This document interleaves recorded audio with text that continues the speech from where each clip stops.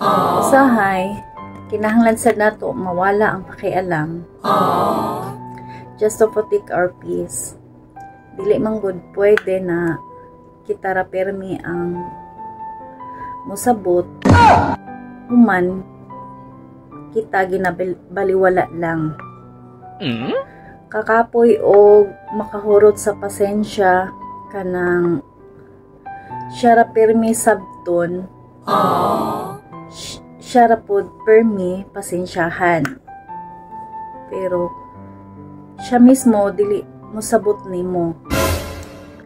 Kaya kung masabot nimo na kapoy na ka o kasurrendero na ka, okay lang na.